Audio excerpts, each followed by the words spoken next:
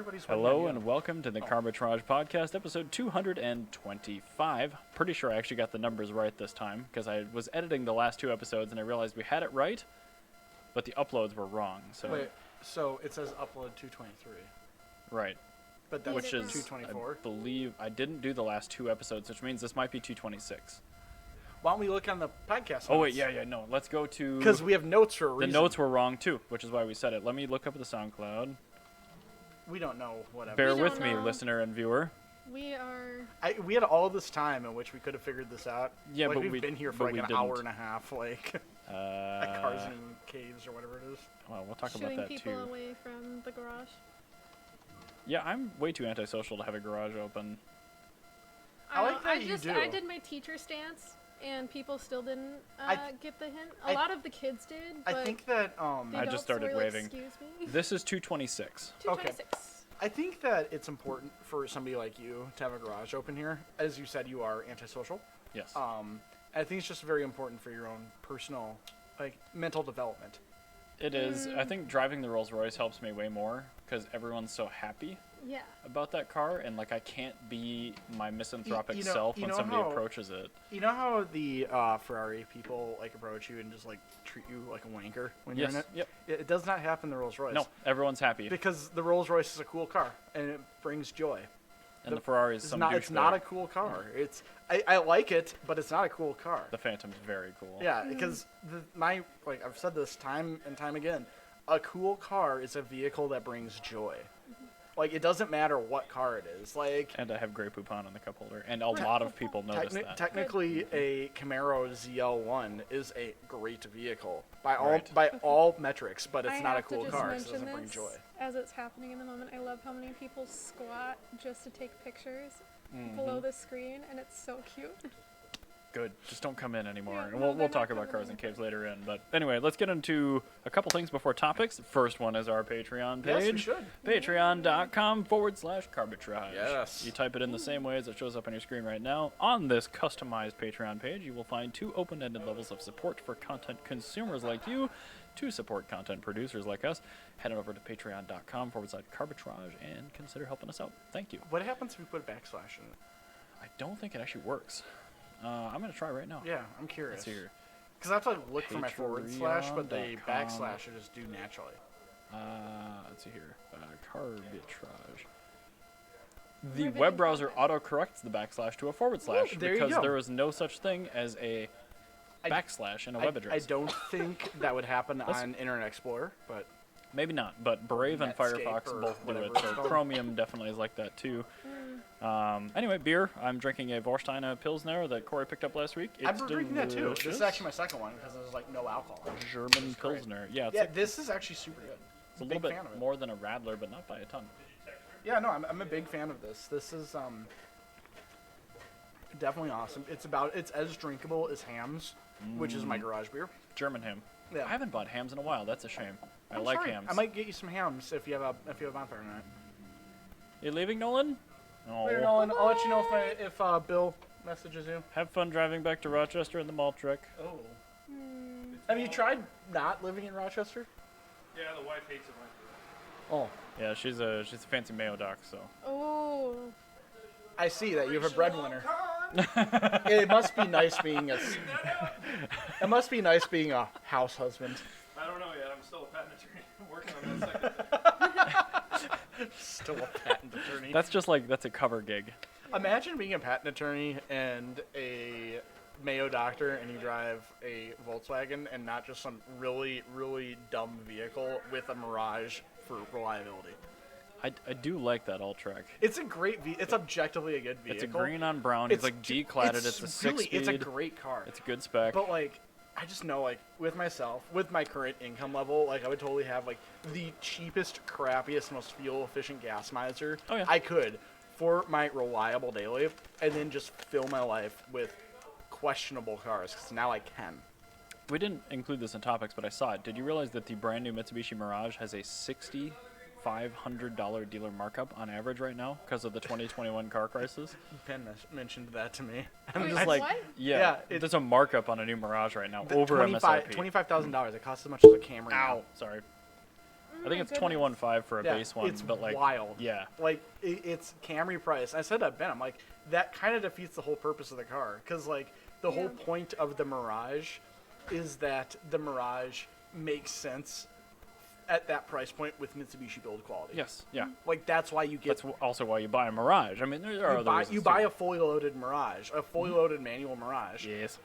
Because you can't buy a new Kazashi. Well, no, it's 20,000. It's every option that Mitsubishi makes for $20,000. Whereas, like, if you get the slightly larger, like, Outback or something, not Outback, Outlander, that isn't. Well, that doesn't make sense, because then you have like the knobs on your stereo coming off, and you just spent $30,000 in a car. True. I mean, yeah, I think that is about 10 grand more than a Mirage, because their next like cheapest model is the Eclipse Cross, which is terrible, and those start at 20. Yeah. Which I mean, for a new car is real cheap, but also way worse. The thing is it's not even the manual. The fact it's a manual or anything else, it's solely Mitsubishi build quality. Like Mitsubishi does not have a build quality that like constitutes a vehicle that's worth a penny over $20,000. Like Correct, which is why the Mirage is the perfect product for them to make. It's like, this makes sense. Yeah, it makes sense at that price point. I would be pissed if I bought a car for, like, I think you can get like 36 grand for like every option on like partial zero emissions Outlander. Mm-hmm. I think it's like upper 30s, and at that point you're still doing it. Like, I'm not exaggerating. The knobs break off the stereo. You have your stainless steel door sill trim that rusts. Oh, so it's like the 409 grade stainless? Yeah, it's like barely stainless. Like, they suck. A couple of popular alloys, and one is designed to corrode. You spend $36,000. You open your hood, and the engine bay is primered. They don't paint their engine bays. And I'm guessing they don't undercoat the cars either. No, they don't do any of that. And you're spending $36,000 on this turd? Hell no. No, you get the $19,000 fully loaded Mirage, and it makes sense. I could see if maybe they offered MSRP cars right now, and the rest of everyone else has a markup, then they could sell that. Yeah, but they don't. Now they've got markups too. You can't do that. Mitsubishi's like, look at me, I can sell a car. Mitsubishi can't do that because, all right, you know what? Their build quality is the exact same as it was in the 90s. Yeah. Which, like, it was never good. No. Ever. Nope. But in the 90s, you at least had a car that was high performance to go with that. Well, yeah, because they spent all the money in the powertrain. Yeah, like they had a reason to say, yeah, build quality's not all that great, but you've got all-wheel drive and 280 horsepower. We can become famous by followers, primes, and viewers on big follows. Unmerged 171755. Can no, it that's a deal. Do a blowy on me. I'm very excited.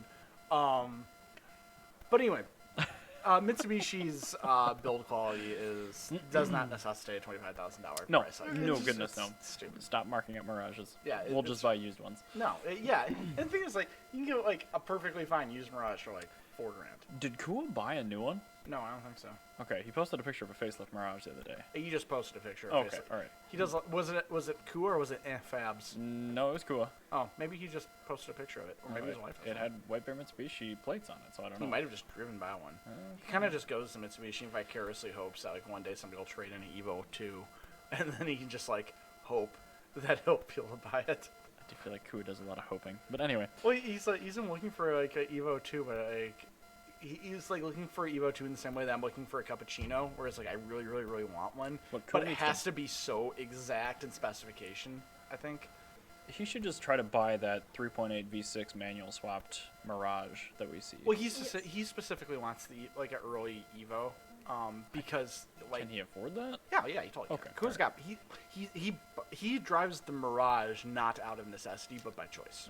Living under your means. Yeah. I used to do that. Means. It was great. I much preferred that to now. Yeah, so he chose to drive the Mirage.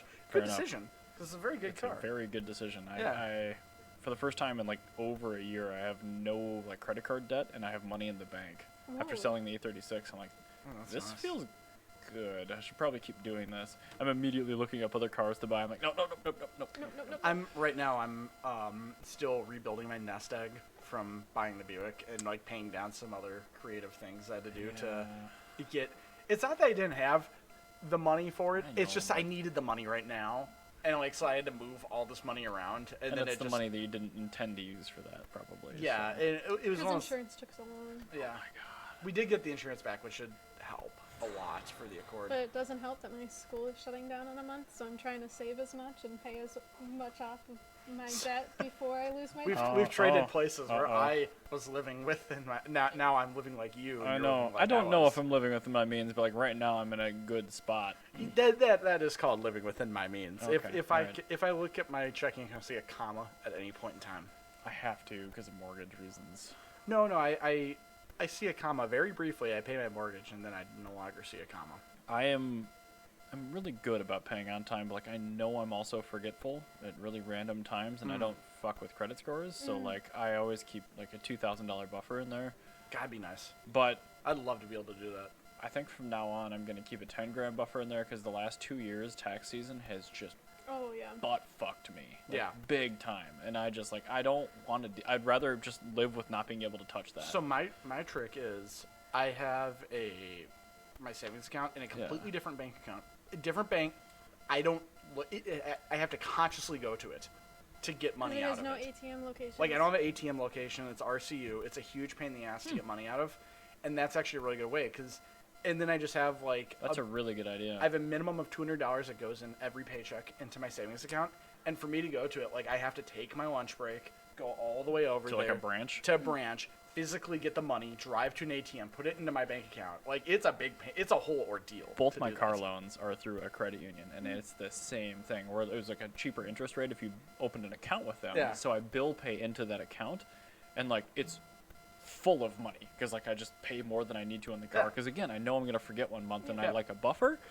So maybe what I should do is just use that as my Yeah, tax. Yeah. it really it works super well. I've been having to that's I feel really weird. It's like I look in there and I don't see like a comma and a bunch of money in there because Right. I'm like, like Yeah, I know that noise. I do it too. I usually have like enough money in that savings account. It's 1 month of every single bill that I have. So it's mortgage, it's insurance, it's internet, water, everything. Like it's if I get hit with every bill you could think of. All right. Then It's the 100-year financial flood. yeah, exactly. That's what that's for. And right now it's empty. So I'm like, oh. Well, it's not empty, but it's like $600 or More something emptier in than there. it should be. Yeah. It's like $600. I hate that additional stress, so I can 100% empathize. But Yeah. thank you for the idea. I'm There gonna you use go. I'm gonna use my credit union Top account tips. as my tax season. There you go. So I'm surprised that you weren't doing that. Yeah, there you go. Financial advice, genuine financial advice Well, like on this podcast. split accounts are a really good idea, but Yeah. like if it's in U.S. Bank, which is my main bank, like I know I'm gonna just touch it. I'm gonna use it. Yeah, no, But like the other one is such a huge pain in the ass yeah, to deal with. trust me, I tried to do that. And so what I actually do is like I use Wells Fargo. So I've got two accounts. I've got like bills, and then I've got like just like purchases accounts. Yeah. And like my bills account, like that's where I put like my mortgage payment and like some bill stuff. Like it costs you $25 a month to keep that open. Whatever, it's fine. Like I'm okay paying that. Yeah. That maintenance fee. Maintenance fee, yeah. Like I'm really irritated that's through Wells Fargo. I just kind of hate Wells Fargo. I plan to leave, but I just They used to be so big in this market. well, then they end up being just like a disgusting, horrible like company from some sort of dystopian, awful, like Yeah. Orwellian They're book. funding line 3. I love the word Orwellian. They're just awful. They're So good. the worst company in the world. So yeah, I'm gonna go to somebody else. Yeah, they're funding line 3, so it's just like, ugh. I also have U.S. Bank for my mortgage, so I might go to U.S. Bank. Yeah, Yeah. they seem a My little dad better. uses I US Bank asked for them, like mortgaging. John works for them too, but he does commercial side, and like the rates were super good. But like I ended up going back through Chase when I refied last year because U.S. Bank's rates were like bad for me. I don't Yeah. know why. Weird. Like my credit score is 820. Like I should have no issue getting the best rate possible, but like I was just getting horseshit rates from them. So I don't know. I was thinking about refining, but like now, my mortgage was at a very good place, and it's like even like with the rates are, and my credit score hasn't really moved much. I was gonna say I'd be when like- you bought rates were pretty good anyway. They were so- unbelievable for, yeah. and like my credit score was objectively a little bit better actually. I'm not gonna lie, it was like 60 points better. Well, So it's probably the hard inquiry from when you bought the house. Yeah. doing yeah, that. it's that, and then like I, at the moment, have a slightly higher debt load, so I'm just like that's Oh. why. Yeah, I noticed that made a really big difference when debt I put, load's huge. when I put $5,000 on a credit card. It went down like 100 points. I'm Oh like, yeah, that's kind of what happened to me. Is So I went ahead and didn't, paid- I didn't put $5,000 on it. I put a G on it, and that like it like went down like 60 bucks. Like oof. that just still blows my mind. I'm like total utilization is what they look at usually. Yeah. And like it was still relatively low. It was still in like on Credit Karma. There's like three tiers, and it was still the green tier. Oh, mine's very red. Okay. All right. That's why mine went down. The only reason it wasn't a yellow tier is because I still have a student loan account open, but it's 0 balance. But like That's it weird. still registers, so it's still like a really old account. Yeah. I never touched it, but like I I- know for a fact that since my family's in finance, they figured out a way to do that to Yeah. help my credit. Yeah, I live like more fast and loose than you do. Yeah, I Trust need me, to- if it was left to my own devices, I would be just a complete. Also, my Wreck. other thing is like I live like really fast and loose. So like you're living by comparison to accountants. I'm living by comparison to people that weren't aware if they had an adjustable rate or a fixed rate loan. Good until lord, last man. year. Good We lord. had to Oh, ask no. them, and they had to look it up I said, how did you guys not lose the house during the recession? because it was adjustable. ARM rates during They had an arm. 2008. Yeah, my parents had an arm. Like what? And like 2 max out credit cards during the 08 recession. So after seeing them survive that, I'm like, I can get through anything. I'm invincible Yeah, by and my comparison. mom is also. invincible. Yeah, like, I look Your at Boris my, Greason I code. look at my parents. I'm like, yeah, I'm good. Like, I can get this handled. Yeah. My mom is also a financial advisor, so I'm better off. But I tell her to like leave me alone and like figure it out because I have ADHD. If I have I have questions- impulse sure, issues, yeah. so I need to kind of like fail in order to like figure it out. And I did because I accidentally dropped a job, a contract job that I lost like all the money I'd put on my credit card to do the job, Oh, and I was gonna get reimbursed for that, and I didn't finish that research. that's so, unfortunate that you have to do the hard knocks way, but I get it. Yeah, I didn't. Do So the now I'm hard like, knocks. I'm like coming from such a low level. Like, I'm like, all right, so this is the bare minimum to get by in life. I just need to do better than that, and I'm Yeah. okay. So, Oh, yeah. We're gonna Your call that a parents- moonshot. yeah, I'm doing the moonshot here. And I'm I like, know, if my credit card utilization is below 50%, I'm doing great. Like, I just ask for a higher limit if that's coming if close. mine's below 50%, like, then I'm telling people like, oh, my credit card utilization's 49.8%, and they're like, that's a bit high. they're like, that's really high. I'm like, yeah, but you should see my parents. It's not a good litmus. It's not a good metric. I'm like, yeah, but I'm doing better. So Fixed rate mortgage yeah, like, They thought they could get an entire kitchen at cost. right now. oh, I will tell you all Yeah. about that after the podcast. Okay. I do not want to talk about that on the podcast at all, but because But that's that- a little that's bit more of a just- private thing. That's But yeah. just like their thought process is. Speaking of the reason why I'm a little bit tight on cash right now, Sure. I bought Jana a Buick. And, Buuukuu. Buuukuu. Over the last couple of weeks, I've taken time to like kind of like get into it, so because I'm waiting to pull the gas Is the tank out. carbonator done? Carbitrage, it drove great for a while. Good. It's got flat spots in the wheels, and it took a plug of rust out of the gas tank and plugged up I forgot about the fuel tank. the fuel Yeah, yeah, delivery yeah. system. Okay. So I got to pull out the gas tank, and I was hoping I would be able to like comfortably be able to afford it, another gas tank, and it's gonna happen after Jana's done with her job, and she really wants to drive the car to her job at least once before. Honk. Yeah, that's weird. Rude. But, yeah, she wants to drive the car to her job, so I'm just gonna clean out the fuel tank and I'll put a new one in later. Let's put like 8 fuel filters in it in parallel, which we Yeah. discussed. Yes. It might work. No, I'm gonna just I just need to I'm drive a- it down Highway 100. I'm just gonna pull the fuel tank out and clear the rust out. And, It should work. And Yep. then I'll pour 15 in it, and then I'll be good. Yep. But anyway, while I was procrastinating on that part, I decided I wanted to clean out the trunk, and the trunk was absolutely full of. I've showed you photos of it, right?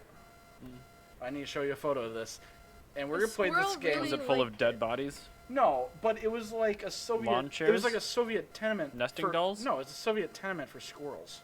Oh. Like multiple squirrels were living in there. Oh. But they helped keep the trunk from rusting. Yeah, we. Did they? Yeah, it, There's we'll so get to many- one second, honey. I will tell Sorry. you in a little bit. I just get That's really what it looks excited. like. It looked like at the beginning. Full. That is a lot of nuts. Yeah, full of nuts. It's totally nuts. It's totally nuts job. That is so nuts. It was a It was- bodega full of nuts. Yeah. So anyway, This is getting weirder, but I'm it into now it. looks like this. Wow. Squeaky clean. Wow. There's a total of 6 inches of rust holes in it. Surprisingly good for a 1961 Especially Buick something from that's the sat outside. from the state. It's a Minnesota car since new. Yeah. Like it's a DSO with St. Paul. District Sales Office. Sorry. So it was delivered to Minnesota in 1961 and has lived here since new. Okay. And there's no rust on it. I have no idea how. It's a miracle So car. somebody had another car that they drove in the winter, or was it pretty like road salt maybe? I have no idea. Because, like, this is driven up until 4 years ago as a daily driver. Up north. Well, And a then- lot less salt up north. I guess, so. yeah. But, like, up north as a daily driver. Like, And it sat around, in like, a farm Detroit field. Lakes. And then, like, no, it didn't sit in a farm field. It sat next to a barn. Yeah. But it was wild. But anyway, we're going to play the game.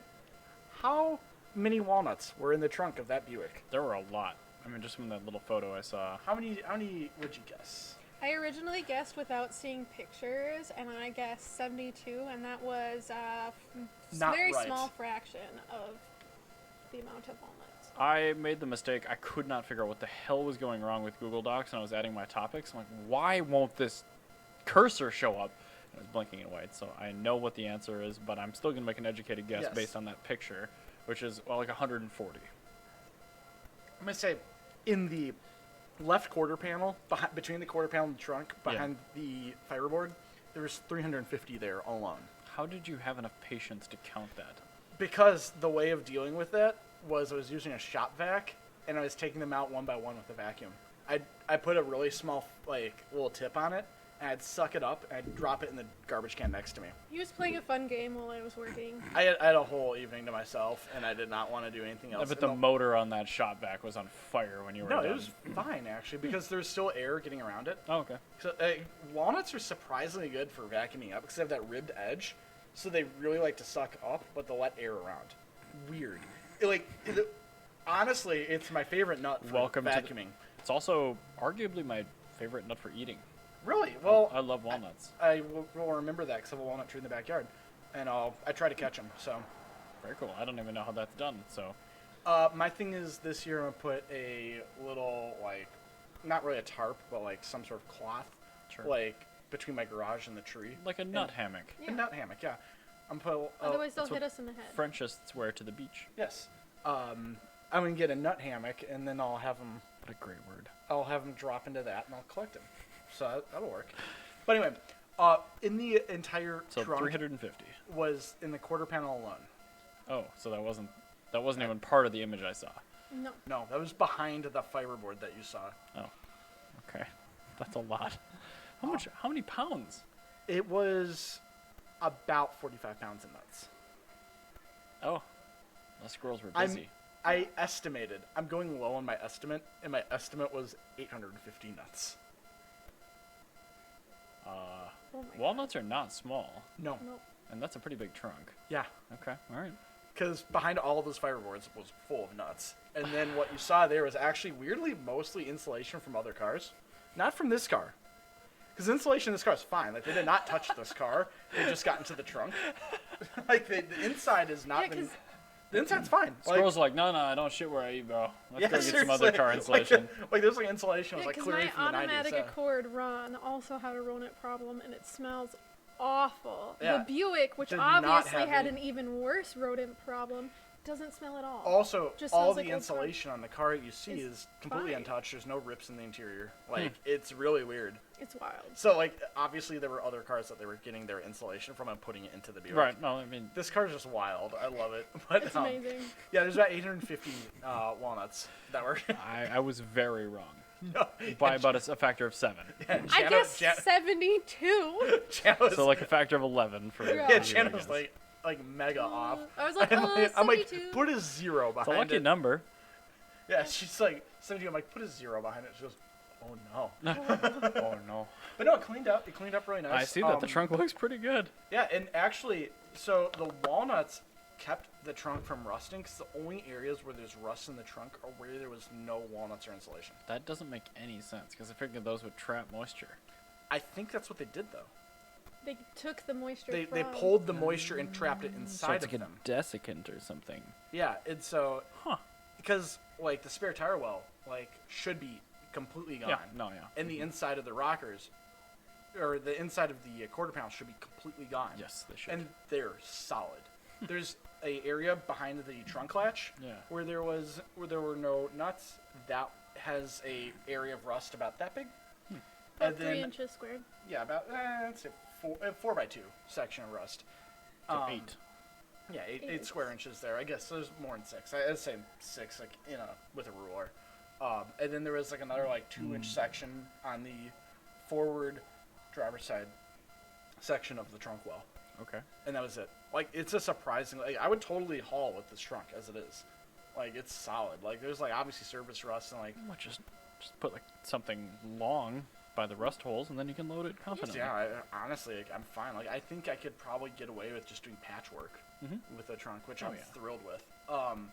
And yeah, you saw that the trunk line, that the trunk mat came out great. I just hit that with some purple power and on garden I'm hose. partial to simple green, but purple power is decent. I was using purple power because that's what I use in my. Purple power. I use that in my ultrasonic parts washer, and it works better than simple green.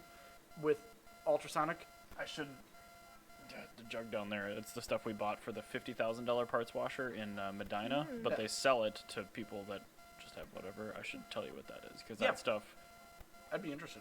it cuts so much better than purple power. I tried that too. But yeah, purple power works better with the ultrasonic washer because I've used simple green with it, and it's because it's being agitated as opposed to like scrubbed. But it doesn't dissolve in the water. It doesn't homogenize nearly No, as it doesn't. well. Well, I just run straight. Oh, you just do nothing but degreaser? Yeah. You're supposed to dilute it a little bit. Anyway, Probably. You should try this shit. It's really Well, good. the thing's also it's being agitated for 3 minutes at most. Well, right, but it doesn't nucleate properly. So Here it I am. separates.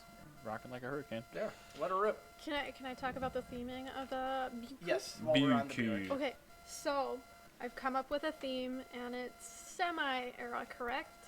So my favorite shoe brand is Vans, and my favorite colors are black and red, obviously. So it's gonna be a Vans themed little Buick, because like because the seats are a little, the leather is like a little worn. Vinyl. Don't give 'em credit. Whatever. Okay. Vinyl. I would not even call it Naugahyde. It's vinyl. Okay, whatever. The seats are a little like weathered, but not like terrible. But I mean, my legs stick to them, so I want a blanket in there, and I found like Vans like 50th anniversary blanket that's like black and white checker. To be honest, I would probably sponsor you. Probably, Yeah. and then so like a Start little, building up the social following now, so you got something to yeah, plug. the little black and white Vans, and then like a little kawaii, because I found a little like Tsurukawa. Tsurukawa. Yeah, I can't speak. That's like a little broken heart. That's me. It's all good. It's a little broken heart, and it's black and red, and I went, oh, 1 second. it's cute. So, for those of you that don't know what a Tsurukawa is, Which is me, essentially. Yeah, I saw your face, and probably anybody that's into European cars. I silenced the Weeb chat portion of my Yeah. Discord. So, or really anybody that's not into specifically Although I did post Bososoku it and today. Shakotan style classic Japanese car builds, a Tsurukawa is traditionally a Japanese subway handle that is removed from the subway That white cars. plastic thing. Yeah. And what is done, what it's actually I've seen used those. for is it's a leveling tool they use. And they'll put it on the two tow hooks on the back of the car, and when they're cutting the springs, they'll make sure that the springs are level. Wow. And then they leave it on the back of the car to show how low the car is by comparison. But And I'm it not gonna put it on the back of the car. I'm gonna hang it from the mirror. Yeah. But that's a primary offense in Minneapolis. that's You're gonna get shot. That's I'm not- traditionally what I'm they're. not gonna like leave it up when I'm driving. It's just for show. But that's what it's because traditionally I used follow for. laws. Oh, me too. I would never break a traffic law. Never. It's bad. But yeah, so it's gonna be Naughty. Vans theme, Naughty is and correct. you can build your custom Vans on the website. So I'm gonna make Vans to match The my car. Buick, Yeah. which is super extra. But I'm like, I love black and red, so I think between Vans and like Moon Eyes, you could probably get most of your Probably. project like sponsored between them. we'll see. We'll figure it out. But that's Send a my lot of emails. yeah, that's A lot of my ads. idea, and I'm excited about it because I think that would go over.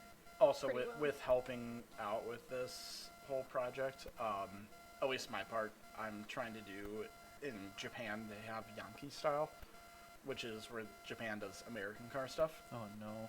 Well, it's actually it's very, you know how Japan does really good lowriders. Well, I don't in know. Japan, I know like Bozozoku stuff is slammed, but So like when you build like a lowrider in Japan, like you have to have a lot of money to do it. So if you're gonna make a Japanese lowrider, like it's perfect. They're always perfect. So if you look at like hashtag lowrider on Instagram, usually they're from Japan because the quality of vehicle that you're getting out of Japan versus America is much higher. it's amazing what happens when you have like vehicle inspections. Yeah, and so with Yankee style, which is Yankee, I know, right? Of course it is. With Yankee style, they have like a huge rockabilly like thing, and actually Moon Eyes, they make more money out of Moon Eyes Japan than they do in America. Out of like their selling of like performance parts for American cars, because the Japanese buy everything for them, and so They don't have like summit.jp. no, they have that's a missed they're- opportunity. They're literally individual shops. It's like super cool. Like you have to like go to like Okinawa to go to like Moon Eyes Japan, and then all like Moon Eyes' website.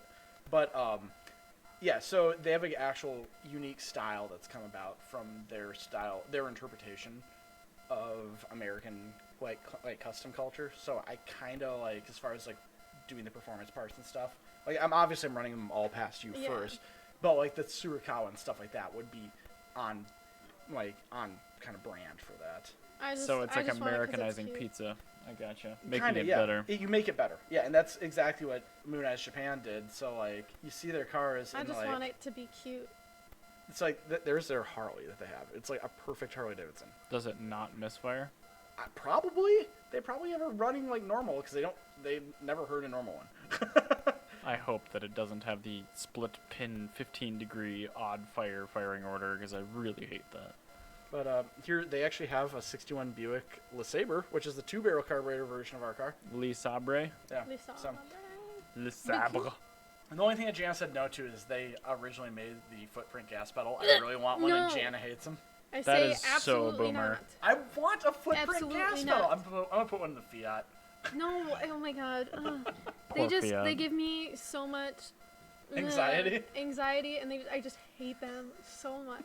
It's just so I've cringe. never- It's like those fake dolls that boomers lay up against their cars Yeah, at back it's to the like, 50s. Those are terrible. Yeah, That's that's what why- that is. Well, the That- footprint gas pedal always had a reason because you wanted a wider gas pedal for when. Why? I use my toes. I can't. I can reach heel the toe in a full- Fiat 500. I don't need wide pedals. It makes it easier though. It doesn't matter. I like a Also- challenge. Also, in American cars, Fiat 500, all your pedals are right here. They're Yeah, made but to they're be- also this big, and American pedals are like dinner plates. Yeah, and they're like the space of this table away from That's each fine. other. I can There's a heel reason you put a wider one. Nah, on. I can heel toe in a 60s But anyway, American car. yes. But yeah, basically, I want to be able to It's bring the Lolo. car to back It's to the very good. 50s, and from afar, old men be like, "Oh, that's really cool," and then look in it and be like, "Oh." What the heck? Yeah, I don't. I want to actually be like really good, but like also like And I something wanna- that's like, can it? Yeah, Like, I want to be able to get in it and people not ask me Yellow. if it's my boyfriend's car, because We should probably put some vinyls on it. yeah. I think I'm gonna don't give wanna do my car vinyls. I matching don't want tattoos to vinyls. me. I don't want vinyls at all. All the vinyls. vinyls. Vinyls don't need to happen, please. Fine, pinstripe it then. I don't care. I'll hand paint it Pinstripes. myself. I'm into pinstripes and hand lettering. We can do all In the my pinstriping handwriting, and hand perfect. lettering ever. Oh my god. But anyway, let's move on. All right. More American things. Yeah, I was gonna say. So far, it's an all-American episode, and it won't end that way. It looks like.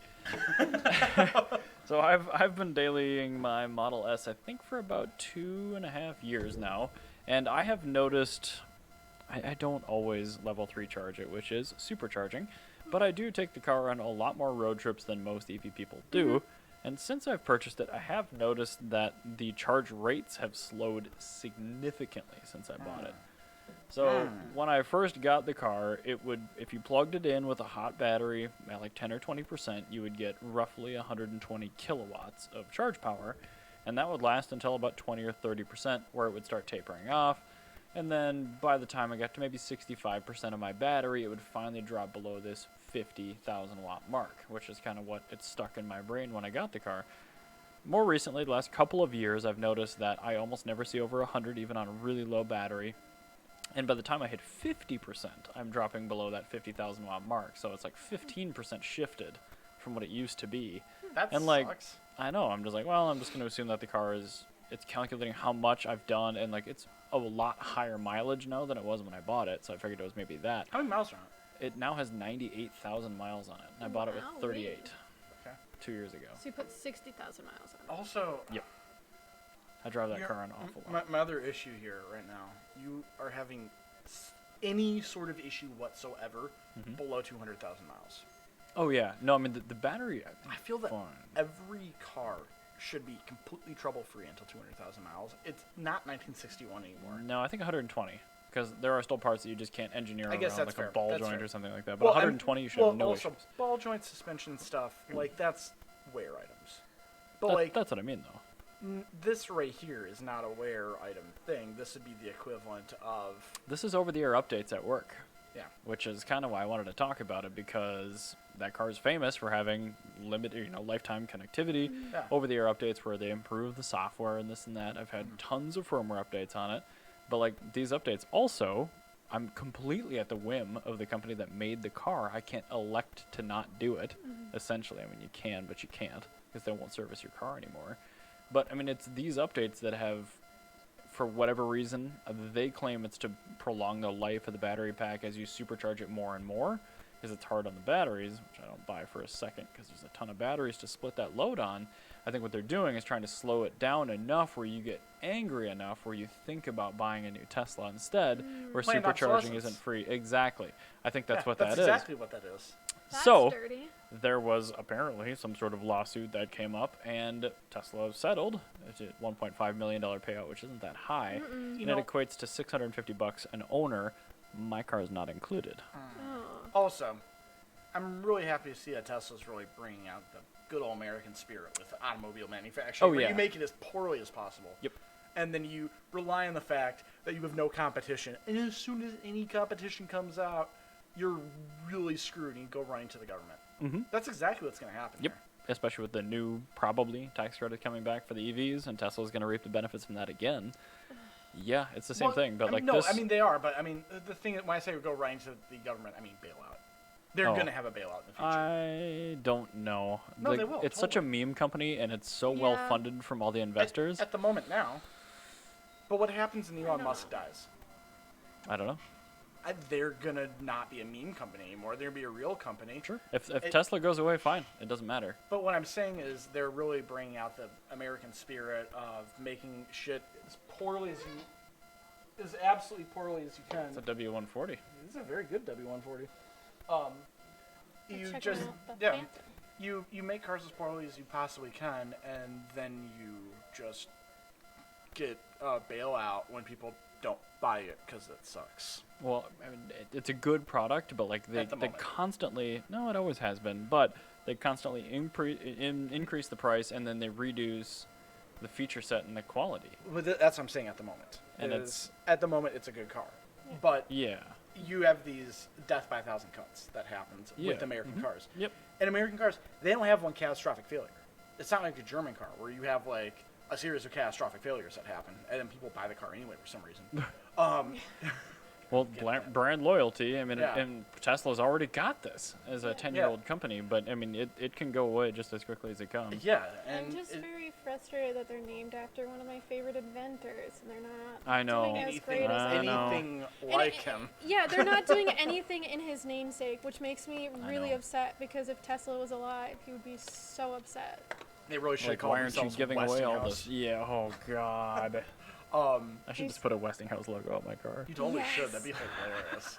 Like, I've got Westinghouse television. I can throw you. Oh my We can god! take the logo off my TV and throw it on your Tesla. It'd be perfect. See how many people get that joke. But Oh wow.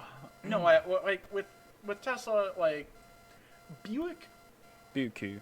wasn't always terrible. Like Jana said, there's a difference between our car and a modern Buick. Yeah. Mm-hmm. I Like will- they're not the same thing. I don't care how long I Buick- have Buickoo's my dead now. Buuukuu. I will tell everyone that I hate Buick, and they're going to be very confused. I will too. I will say I hate Buick, and they go, "You drive one." I say I like nailheads. I don't like Buicks. Like I like a very specific era of Buick. But it's one of those things where, yeah, Buick made the nailhead. It was great in its time, but they also Wonderful. they used a rope rear main seal to Oh, make yeah. it leak, like on purpose. Those 2-part rear mans, man. They chose to make the exhaust manifold out of cast iron and the engine out of cast iron, so it would expand and contract to correct the exhaust manifold. They've made these decisions to make the car less reliable. And it came to a point in like the 2000s where it was like, yeah, they were running a plastic intake manifold on an aluminum head, and the aluminum head would expand way more than the plastic intake manifold. It would rip open the intake manifold gaskets. Strange how those gaskets failed, and they started mixing coolant into the intake. And then all the 3800s and all the 3100s had intake manifold issues. Also, Dex Cool on top of that. Yeah, which, like, okay, like they were trying. I'll give them the benefit of the doubt on Dex Cool. But the thing is, this is when I say a death by 1,000 cuts, none of these were massive issues at that point in time. It was an issue far off in the reliability of this vehicle. Because what happens is you have this small issue that's a big pain in the butt for somebody that has got a 160,000 mile Chevy Malibu. Yeah. But then they look at their friend that's got a 160,000 mile Camry. There's nothing happening with the 160,000 mile Camry. It's that Mercedes. I was going to say, I think that's an S420 or an S500. The starter didn't sound cool, so. But yeah, my grandpa had like a 90s Buick, and then he got a Lexus. The quality was drastically different. It's a very different thing. The Lexus A lot of people did still... that. My grandmother went from a 97 Park Avenue Ultra to an ES330, and she's like, whoa. Yeah. This is much, much better. In every way. Yeah. And so when I say death by 1,000 cuts, I'm not saying Tesla's ever going to be the sort of company where they have like a Hyundai Kona issue, right? Like a main where systemic issue. The whole motor isn't working correctly. Although Tesla's had a bunch of motor issues. They're also again early adopter thing. So, yeah. Like I'm not going to ever blame him for early adopter weird stuff with motors, but like the firmware updates, that's totally Tesla being a gross company. Yeah. Oh yeah. Like that's 100% them being a gross company. Trying to shove you into a new Tesla, which I don't want. I don't want to steal one that's going to rust. I want my crappy old one with all the free stuff. Yeah, and that's the thing. Again, they're making them out of steel now. It's the death by 1,000 cuts. Well, the Model 3 and Y are steel. The S and X are still aluminum, but I don't want a new S. There's nothing that car offers that this doesn't to me. Yeah, and so that's where you, again, run into this death by 1,000 cuts where they're trying to, planned obsolescence. Like, it's also going along the lines with where people nowadays want new cars. Like, they don't want to keep their old cars. We're in a vastly different society now than we were in the 60s, where people don't fix stuff. So, I mean, that carries over to cars, too, but that's one of the few industries that's actually carried on pretty similarly, other than computers, really. Is like people are still fixing their cars, but like they're not taking it as far as they used to. I think another item here is that with planned obsolescence, the automotive manufacturers, they've had this technology to make a better car. Yeah. And they've chosen, instead of to put it all out once, trickle it down. Well, and I mean, you have a trickle of improvements. Publicly traded companies, I mean, it makes you more money to do that, so whether they want to or not, and also that's not an engineering forward thing anymore, it's a marketing forward thing. Well, here's like an example of kind of what I'm talking about. Like, again, a marketing thing is, let's look at the carburetors on old American cars. You had you had a manual carburetor for a long time. Like choke? Yeah, choke. Yep. Manual choke carburetor. And then in the 50s and 60s, you had a thermostatic choke carburetor, which is actually really, really cool. I highly recommend looking into it. But thermostatic choke carburetor has a little probably a bimetallic strip or something. Yeah, a coil spring that heats up with exhaust gas, and that will close the choke once the engine warms up. Close it. So it'll make it open it. Yeah, open it. That's what I mean. Close the choke for more enrichment. Yep. I was just looking at in my brain. But anyway, yeah. So you'll open it as it warms up. And then they went to electric, like the electric choke. Right. Like a thermoquad. Yeah. Well, and the thermoquad is actually where it switched from thermostatic to electric. And the electric choke is objectively the most reliable, but like they could have made the electric choke in the 60s. Like, right, but like technologically, it wasn't reliable enough yet. Like we had it totally was. We had good EFI in the late 50s, but we couldn't make the components cheap enough, and it wasn't reliable enough in a high vibration and temperature. Again, there's a difference in a choke and EFI. I know, Two totally different things. They both still use a lot of electric components. As soon as the transistor was invented, Yeah. you could have had electric chokes readily available. There were aftermarket electric chokes that were readily available since then. Right, but still, the reliability of early transistors wasn't good, and it won't be as loud in the recording as it was to us. But it was 20 times the price of 10 years later. Well, what I'm saying is they've had this trickle down where they've had all of this technology that they've been able to make, and they've chosen not to. Like, there's a reason why you can take any of these engines that have been in production for a long time and like triple the horsepower out of them. Yeah. Because they've had the technology to make a very reliable engine. They've chosen to put things that are less reliable, the cheapest Cost cutting. Yeah, cheapest cost cutting. Publicly traded companies. Yeah. I mean, that's and what also, you end up with. Like, you also end up with a planned obsolescence. It's like you've heard of the light bulb that's been on for like 100 years at the fire station. The carbon filament one. Yeah.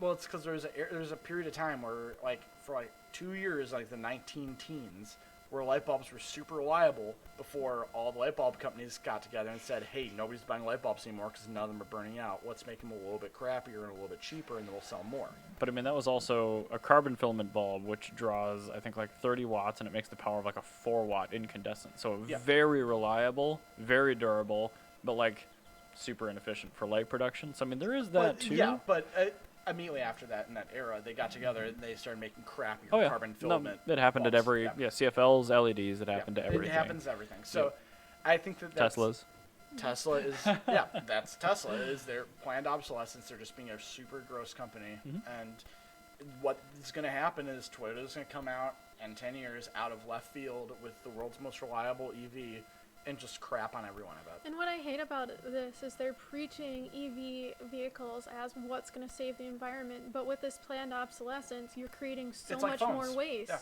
it's like phones.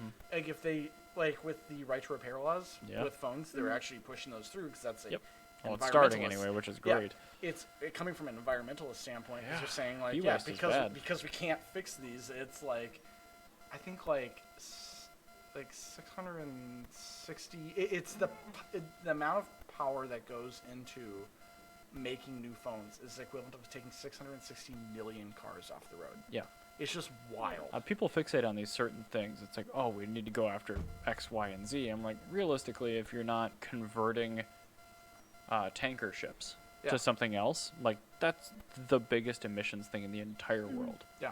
Followed by like air travel. So like, yeah, you can pinpoint cars if you want, but like it's really not the main issue. It's not the proletariat's issue. You have to do the production. everything, but yeah, I mean, you're picking on the easy targets. So many people are like, oh, reduce, reuse, recycle for the individual, but recycling in the United States is not good enough. It's the corporations. It's the production of these vehicles. It's like, it's wild to me. There's no incentive for them to change, so they're not. Yeah. Well, I think that and this is something that Tesla, I think, is really, really shitting the bed on, is there is a huge incentive for, like, let's say Volkswagen. I don't like Volkswagen as a company, but they do a really good really good job of this, of having, yes, they do have their horrible planned obsolescence, but they also have actually very, very good parts availability for their vehicles. And so, like, you can get everything you would ever need for a 2.0T just readily available right now. Same thing with Subaru. There's two brands that did a really good job of just having parts available. Like, if you need a head gasket for your 92 Legacy, you will. If you need parts for a 2.0T, you will. You can just go get it. Like, Volkswagen to a lesser extent, I guess. I'm going to use Subaru as a better example because they're really the ones that are really good about this. Where they make something, they know it's going to be a problem, and they just have it available. Which is, you don't have to go to Subaru even more impressive because of all the superseded numbers they have. Exactly, and you don't have to go to Subaru to have the repair done, but Subaru makes a ton of money off of their parts. Because the aftermarket parts do kind of suck. And like Subaru do like one or two small differences with their head gasket. Yeah, and their head there's gasket. So many cars stopping to look at. Oh, there's a very nice Phantom. E30. It sounds like a 318i. But yeah, so like in my environmental classes, I was the only one that was quote unquote against electric cars, and everyone was looking at me like I was absolutely insane. I go, no, like I was like, I've driven an electric Fiat, like I love electric vehicles. But the issue here is it's producing so much waste, and it's not going to be environmentally friendly unless the electricity you're getting is from an environmentally friendly source. Which that actually doesn't matter, even if it's running on coal. But it's always better if the energy is cleaner, And also, the biggest thing is like, well, it's a Bosch electric motor, and nobody can access the controller. So what if Yep. something goes Yeah. wrong with that? I can't replace that part. You have to get a whole new Yeah, one. and That's the so- right to repair, so and that's a many- big deal. Yeah. So many people were always like very upset that I was so against it, and I go, no, I've driven an electric Fiat. I like one of my really close friends owns it, and he charges it using sustainable electricity sources, and it's still not as environmentally friendly as my older gas car. And that's from your right to repair. Yeah, Yeah, and that's it's just like, exactly what it is. and they didn't understand, and I think it was because they weren't car people, because they were just like, I was like, Their head's in the right place, but yeah, nobody Yeah. does any research. and I was like, Well, and you have to it's- do public transportation and all these different things. This is the thing that's like so greasy about right to repair Mm-hmm. and Tesla is all these companies is like it's not a soundbite issue.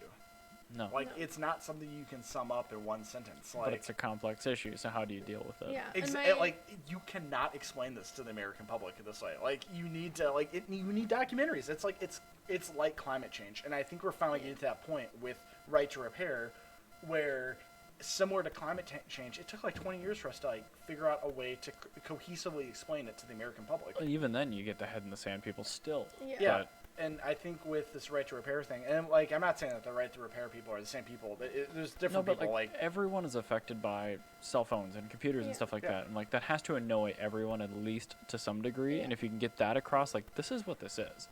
It's just like trying to cut down on the amount of just unnecessary gross profit from Yeah. these companies just because they want to. Yeah, and the thing is, there's a way to make a bunch of money with right to repair. Like, Yeah. Oh yeah. like The part, Subaru like, did it. to your Like, point with the parts for yeah, Subaru. like they did a great job. You do one or two small things different that make a huge difference in reliability and ease of installing. Take this phone, for instance. It's an iPhone 11 Pro. If Apple sold the OE shell for this Yeah. phone and OE tools to change out and code a logic board, Yeah. people would buy that crap, Oh, even yeah. though it's all probably arguably more money than this phone is worth, Yeah, and just that's to keep it going. and that's kind of the thing is like, but you know, part sales it's very difficult to get a boardroom to see that. Yeah. With- Oh, it is. Yeah, Because and it may not make you more money. It probably won't. And if it does, it takes way longer to get there. And I Yeah. think with And- Subaru being again their own company, like and they also have environmental friendly goals too. yeah, I mean everybody says that. But Like, Subaru actually it's- takes yeah. it to heart. Yeah, I guess They they do. sponsor They do Leave No actually. Trace and They everything do like take that that. to heart. Subaru is a really good company for environmentalism. And Mercedes is too, but they never talk about it. Mercedes, I believe, is already completely carbon neutral with all of their production, which is insane. Yeah. That's awesome. And so I love Mercedes. yes, it's just. But yeah, I'm that's- not surprised by this at all. That's like whenever I was taking my environmental sciences class, my professors loved me because I genuinely understood a lot of the concepts of like, yes, we want to make everything green, but what's the cost? Critical thinking. Whereas like so many of the students were like just about like, no, you need to reduce, reuse, recycle, and we need to go electric and blah blah blah. And I was like, we need to update our public transportation before we even think about going all electric. Seriously. Like it's just like, and everyone like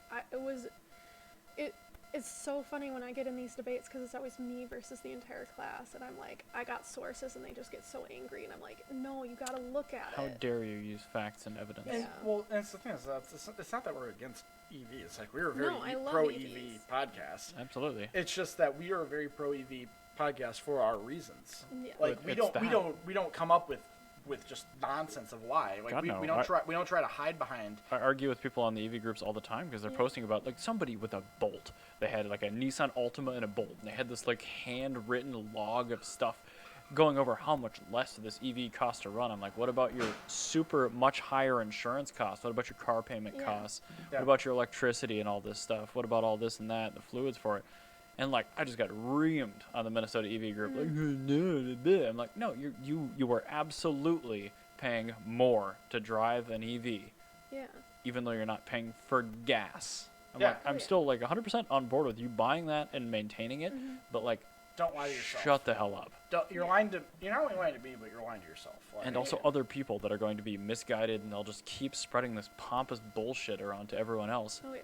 yeah. And like, you are not helping the dynamic and the aesthetic or the like the cachet of the EV brand. Like, you Yeah. really need, I don't know. We need to make I'm just salty, EVs but- like accessible before. And I again, and Tesla's kind of trying to be that luxury brand. a major part of this that a lot of people like, it comes to the right to repair laws. Oh, I'm hearing voices. Sorry. Yeah, the right to repair laws are very important for like making this like actually make sense. And I think that with this right to repair legislation and this lawsuit with Tesla, like that's a step in the right direction. Yeah, I think 1.5 million is too low. No, it's entirely way too low. But I think once these right to repair laws are passed, because the issue is there's already right to repair laws for cars. Mm-hmm. No, we're recording a podcast. But like if with these right to repair laws, Obvious things are hard. yeah, with these right to repair laws, it's very important to remember. I'm sorry, I'm trying to find my train of thought after that. Yeah. 1.5 is Yeah, too much. thanks. But anyway, what I was trying to say was there's already right to repair laws for cars, Right.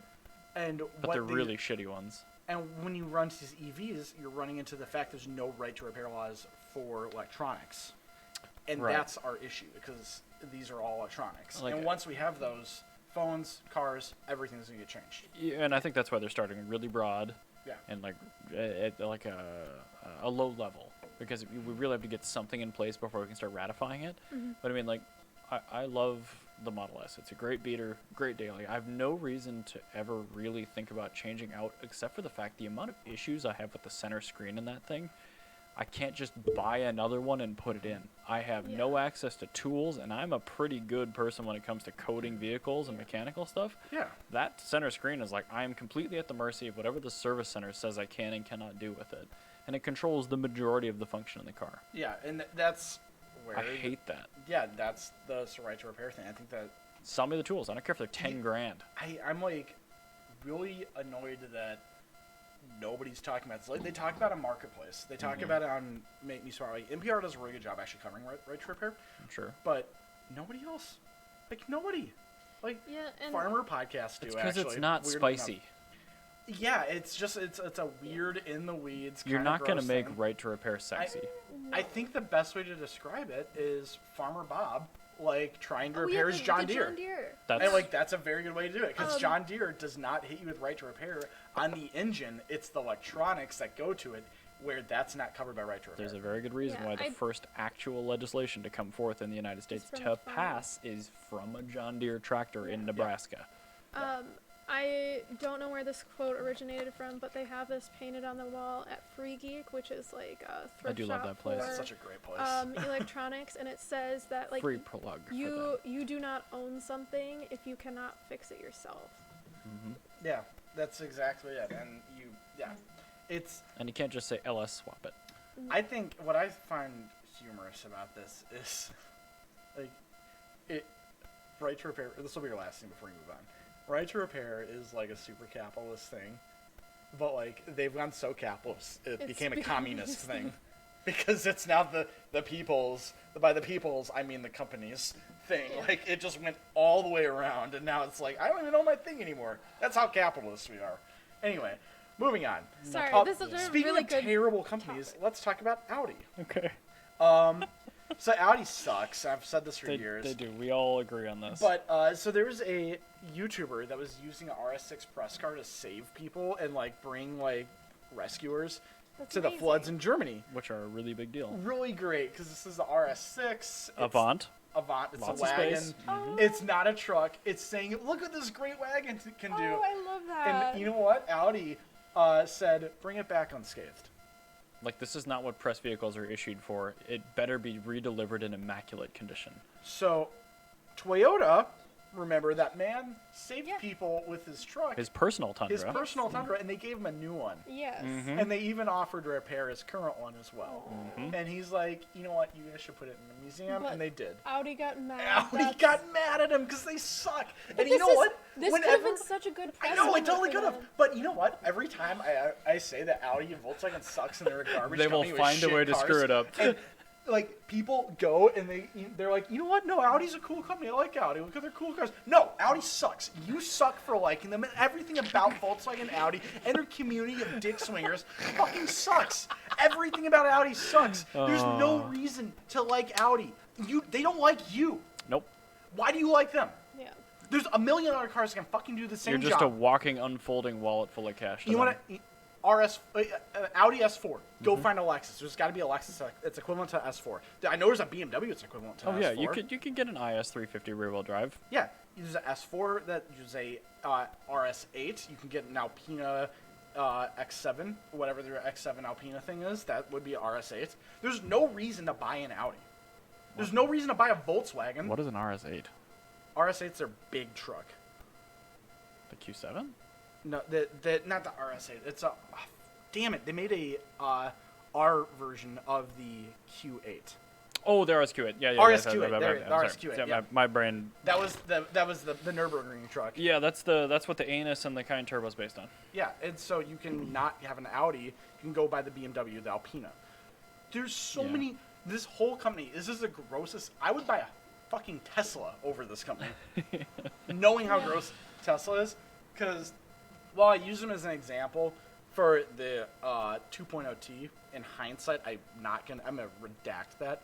Because actually, the 2.0T is because of several lawsuits that they had about that engine and why they still have parts available for it. I'm going to read the quotes that Audi sent to this journalist. "This was not the purpose of the test car. We sincerely hope that the car will come back in flawless condition," said the email from Audi. Towards the end of the video, Misha apologizes for, and I quote, "using it for not intended purposes and promises to be more careful with future cars from Audi in the test fleet." So the journalist apologized to Audi. I would for not this have too. apologized. I know that, but this is probably somebody that's very easily getting shit on by, manufacturers. And if you lose a press car from one, you lose it. I mean, it's one I know it is. conglomeration that It is. issues press cars. So. This is also But this why sort of thing, like, that this shouldn't be is the possible. sort of thing is when I was first kind of getting into automotive journalism, and like I very quickly moved away from OEMs because they're just like they're gross, and this is bullshit. Yep. Absolutely, I would die on this hill if I was this guy, because, or you know what? No, every review I'd ever give them would be a horrific review forever, for the rest of time. I would Jeremy Clarkson the shit out of them. Where Remember that one time that they... Jeremy Clarkson is the sort of guy who's like not afraid to shit on a company for the rest of their existence, and I fully. For all of his flaws, that's my favorite thing about him, is he will find one reason to just continuously shit on a company for the rest of history. Yep. They could do anything in the world, and that's one of those things. Everybody should shit on Audi. Fuck this company, fuck Audi, and fuck you if you like them. God, I hate them You so might have much. exceeded your F-bombs for one episode. I did. I'm so mad about Audi. Like, there's like such a gross company, because like on top of this, they do like so many other like not headline gross things. Like, just people when they hear about the 2OT, there's so many times where it's just random people I worked at Good Karma that were like, I thought these were good cars. I'm like, I don't know where you got that idea. No, that's just incorrect. That's just wrong. They're not good cars. And I'd say, like, if you ever see a brand where there is a brand specific repair shop, don't buy that brand. And if you see a bunch of brands specific, like you don't. I'm still going back to check and see what a used engine costs for the car.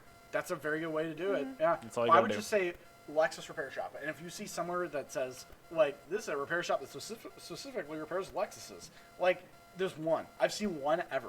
And that was in Tennessee.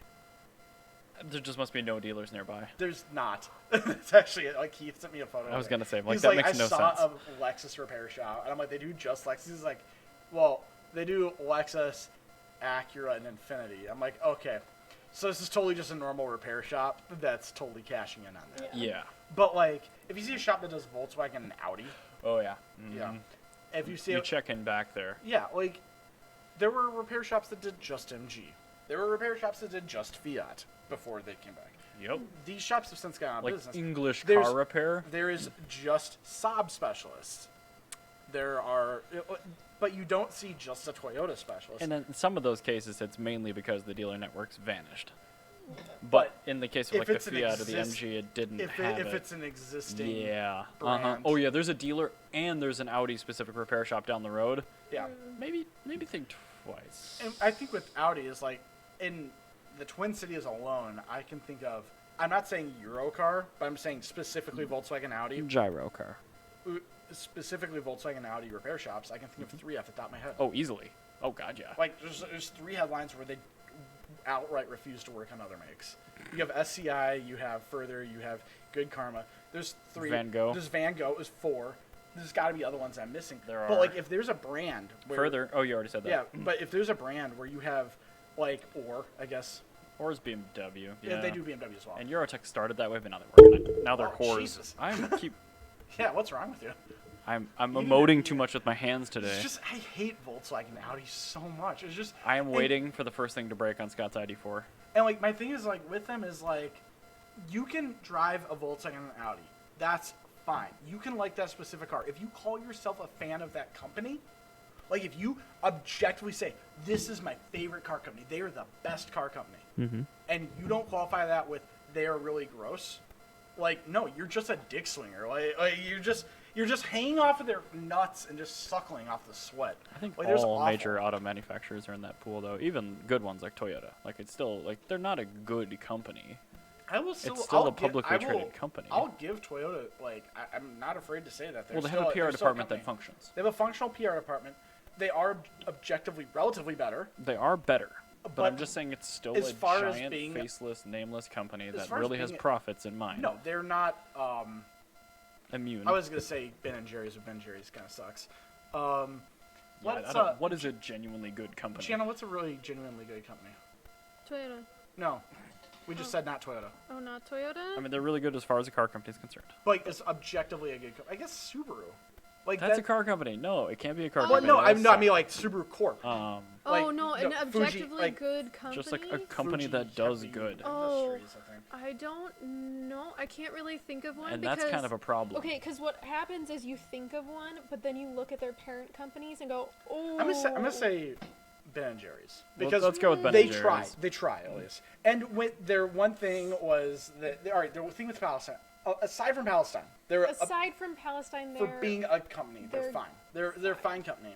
Other than the Palestine thing, and even that was like them trying to tread the line. Can I repair my ice cream cone? Yeah. Well, I mean, their issue was like as far as like if they have an issue with something, they try to go out of their Right. way to fix it. And they started with high quality Yeah, this they and that, and yeah, good they- processes and sustainability. So, I Yeah, mean, they they're really trying, had yeah. their head, at least had their head in the right place. Yeah. And then they did the whole Palestine thing, which is gross. And even that's Yeah. like you get caught up in the politics of that. It's as a Jewish person, it's very easy to get caught up in the politics Yeah. of that. Yeah, And but so- just like as a company that promotes like a bunch of like pro social justice things, it was kind of like, oh, pump the brakes. Like, Yeah, but I mean, again, it's just you- like they're they're also- also a company, so Yeah. Like, so there's a lot of politics with that. Yeah. So I'm gonna say Ben Jerry's is still a pretty good company overall. I'm gonna say yeah, probably. But I'd say also Fuji Heavy Industries they're a company that hasn't had any major scandals. And they like Yeah, their CEO when they didn't have fly out of the country in an instrument case. yeah, and they haven't like when they do have a problem, they try to at least attempt to They fix fail, it. but they do try. And if they do, they make the repair when they do finally figure it out, they make it readily available. Except even for electronics still, because Yeah. they're still a huge faceless corporation. yeah, and again, yeah. So, I But- mean, nobody's perfect. But yeah, as far as car companies go, yeah, like a Subaru's parent company or Toyota, they're better because Better. we've seen them do things with But- their PR department yeah. to at least make Attempt. people You make the have attempt. some brand loyalty. Whereas Volkswagen, like, that's a company that has actual disdain for you as a person. Oh, like, yeah. They go like when I was working at Good Karma, there were times where people from Volkswagen corporate forced us. Like, the sign used to say Good Karma, Volkswagen, Audi, and Subaru Repair, and Volkswagen said that we could not put their name, so we had to remove that from our actual sign.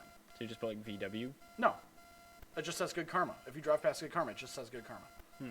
Because Volkswagen was gross about it. I hate that. Yeah, they're just such a disgusting I think company. there's a lot of our society that needs to slingshot. Like, it's just been, Yeah. since the origin of, like, the horseless motor carriage to now, like, we've just been slipping the entire time. Like, we need to level out a little bit. Yeah.